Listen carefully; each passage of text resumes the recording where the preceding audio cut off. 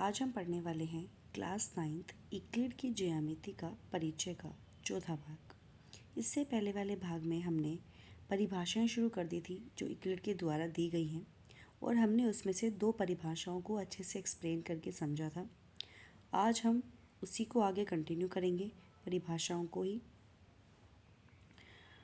जिसमें हमारे पास परिभाषाएं थी ये कि हमारे पास ये था कि बिंदु के बारे में हमने पढ़ा था जो जिसकी 0 डायमेंशन होती है, और रेखा के बारे में पढ़ा था जिसकी 1 डायमेंशन होती है। और आज हम पढ़ेंगे एक रेखा के सिरे बिंदु होते हैं और एक सीधी रेखा ऐसी रेखा है जो स्वयं पर बिंदुओं के साथ सपाट रूप से स्थित होती है। अब ये दोनों चीज़ें हैं क्या? आज हम इन दोनों के बारे में पढ़ेंगे कि ये इन परिभाषाओं को कैसे एक्सप्लेन किया है यूक्लिड ने।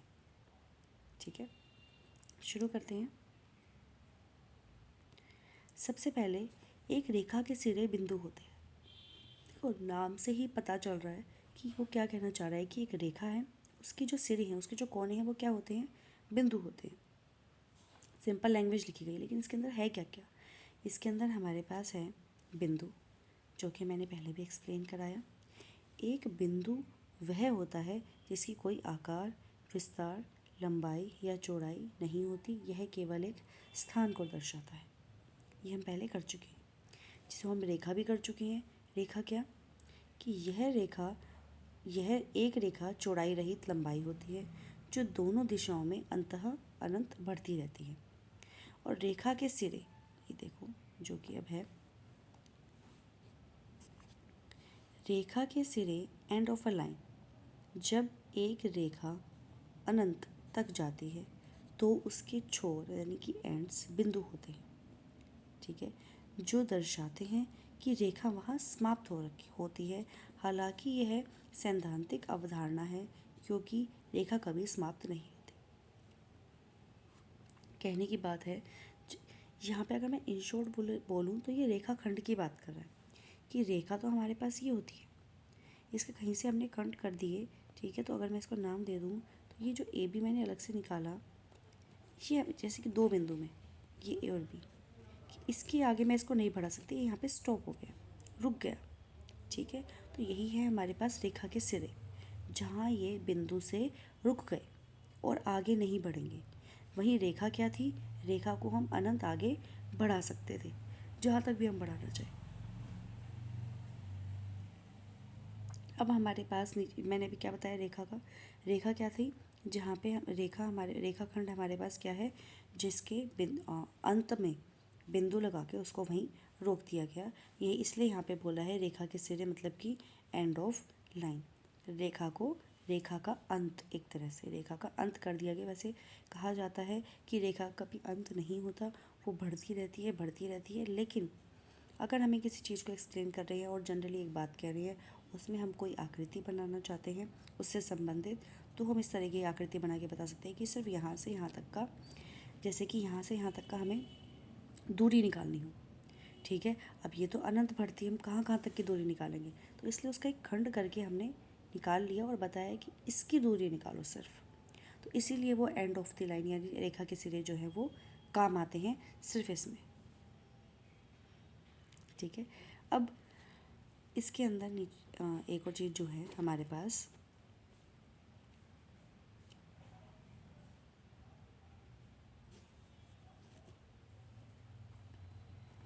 रेखाखंड यानी कि लाइन सेगमेंट।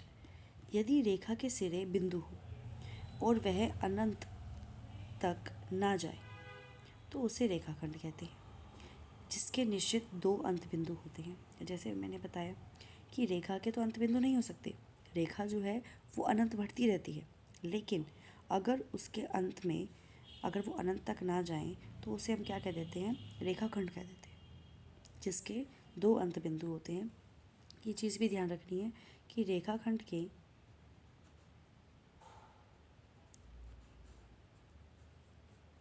दो अंत बिंदु होते हैं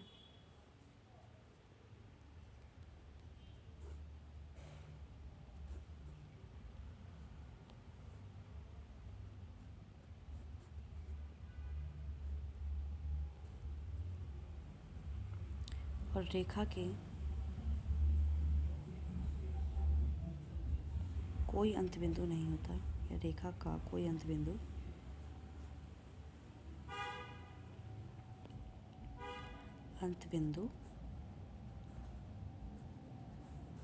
नहीं होता।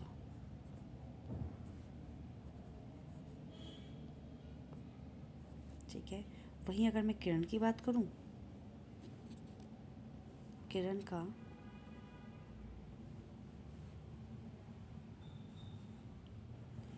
एक अंत बिंदु होता है।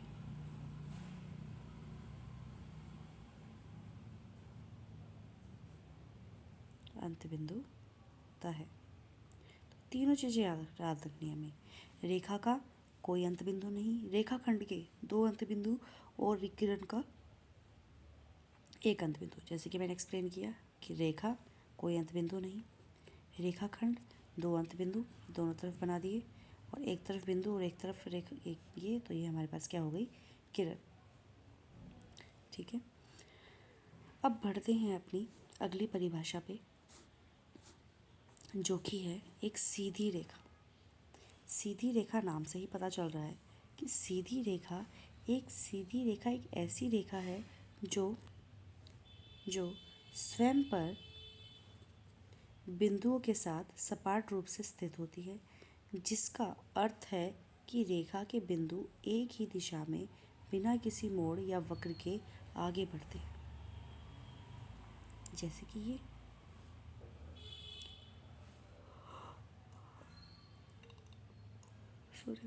जैसे कि ये हमारे पास, मैंने लास्ट क्लास में भी लास्ट वाले भाग में बताया था कि अगर मैं इस तरीके से बना रही हूँ, अगर वो कहीं से मुड़ गई तो वो ना ही रेखा होगी, ना ही वो रेखाखंड होगी।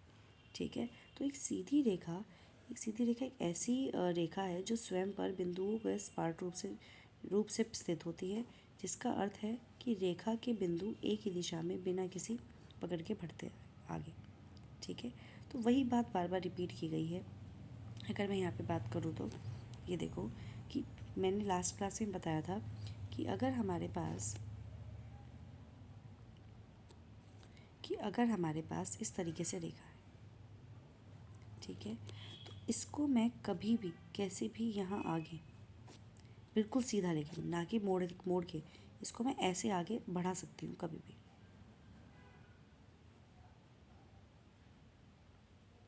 कभी मैं देखो ये ऐसे बढ़ गया आगे, लेकिन ये कभी ऐसे आगे नहीं बढ़ सकता। ये गलत है, ये गलत है, ये गलत है, और ये गलत है। सिर्फ सीधा ही बढ़ेगा, इस तरफ ये भी गलत है, ये भी गलत है। इस तरीके से था, और ये आगे ऐसे बढ़ाया गया था। मैंने बताया था एक ही दिशा में, जिस दिशा में वो है उसी दिशा में आगे बढ़ेगा, इस तरीके से।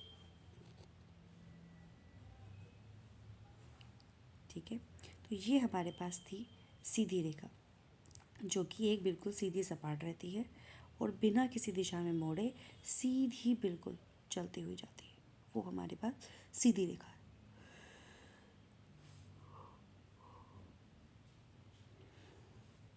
कन्फ्यूज़न बहुत बार क्या हो जाती है, ध्यान देंगे कि जैसे कि अगर मैं बात करूं कि हमने जो एक्सटीरियर एंगल प्रॉपर्टी, मतलब कि बाहरी कोण वाला जो हमने कंसेप्ट पढ़ा था, ध्यान देंगे जो वो कंसेप्ट था उसके अंदर हमने ये देखा था कि ये हमारे पास जब इस तरीके की सीधी रेखा बाहर कोण बनाएगी तो वो अंदर वाले कोणों के योग के बराबर होगी। ये हमने पढ़ा था, है ना। तो ये सीधी रेखा यहाँ से यहाँ तक जो ये सीधी रेखा बना रही है, इसी की बात हो रही है।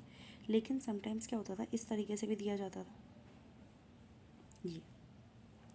ये सीधी रेखा तो बना रही है, सीधी रेखा ये भी बना रही है, लेकिन यहाँ कहीं कोण नहीं होते थे, ये कोण होता था। तो इसको हम बाहरी कोण नहीं कह सकते। तो सीधी रेखा यहाँ भी काम आ जाती है कि जो देखो, जैसे कि अगर मैं इसको नाम दूँ, ये ए है, ये बी है, ये सी है। सीधी रेखा को ए बी को यहाँ डी तक बढ़ाया गया, आगे इसको आगे डी तक बढ़ाया गया है। तो यहीं से बनने वाला जो कोण होगा वही तो बाहरी कोण होगा, है ना। तो यहाँ पे भी सीधी रेखा वाला एक कंसेप्ट ये काम आ जाता है कि जहाँ सीधी रेखा है, मतलब जो भी रेखा थी उसी को आगे हमें बढ़ाना, तो वो हमारे पास क्या हो जाएगी, सीधी रेखा। ठीक है।